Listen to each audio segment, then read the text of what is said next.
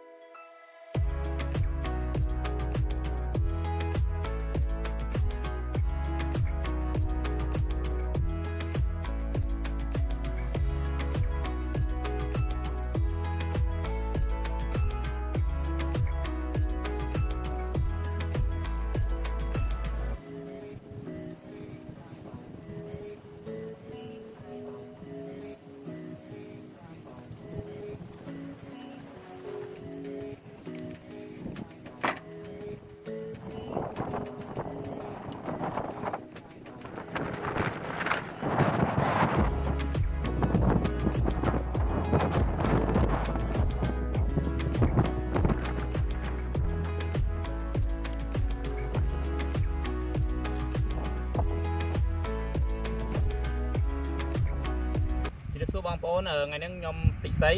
ខ្ញុំនឹងធ្វើការបង្ហាញទៅនឹងការធ្វើទ្រឹងពេញប៉ោះដោយឡែកការធ្វើទ្រឹងពេញប៉ោះយើងទាមទារឲ្យយើងមានបង្គោលបែបនេះអញ្ចឹងយើងធ្វើបង្គោលបែបនេះ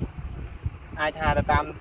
រោងយើងមានប្រមាណអញ្ចឹងយើងធ្វើបែបនេះហើយយើងមានខ្សែហើយយើងមាននេះកូនខ្សែតូចសម្រាប់ឲ្យពេញប៉ោះវាឡើងមកលើយើងមានរុំដល់ពេញប៉ោះហ្នឹងចឹងវិធីសាស្ត្រនៃការនេះយើងត្រូវការទាមទារខ្សែនេះហើយយើងត្រូវមានចងដើមវានេះប៉ុន្តែការចងដើមយើងមានលក្ខណៈត្រង់ថាយើងត្រូវមានសន្លក់ ដើម្បីរឹតដើមវាកាលណាដើមវាធំវារីចឹងអាដើមហ្នឹងវារឹតតាមហ្នឹងចឹងនៅពេលដែលពេញប៉ោះធំឡើងយើងរុំតាមដំណាក់កាលនឹងធ្វើបែបនេះគឺយើងអត់បាច់ប្រើប្រាស់កូនឈើឬក៏អីចឹងដូចអ្នកទាំងអស់គ្នាបានឃើញហើយខ្ញុំនឹងធ្វើការបង្ហាញមួយដើមទៀតបាទពិសេសការចងគឺយើងដើមនេះសល្អនេះចឹងយើងធ្វើស្លឹកបែបនេះទឹកមកយើងចងទៅម៉េចឲ្យមានស្លឹកយើងមាននេះវាអាចហូតវាបានអូខេអាចហូតវាបានព្រឹតដើមព្រឹតមកល្មមអូខេចឹងយើងរួមដើមអូខេចឹងយើងអាចចងលើព្រឹងបែបនេះចឹងយើងត្រូវទុកខ្សែពុកពេញប៉ោះធំយើងរុំរហូតដល់អត់ខ្សែហ្នឹង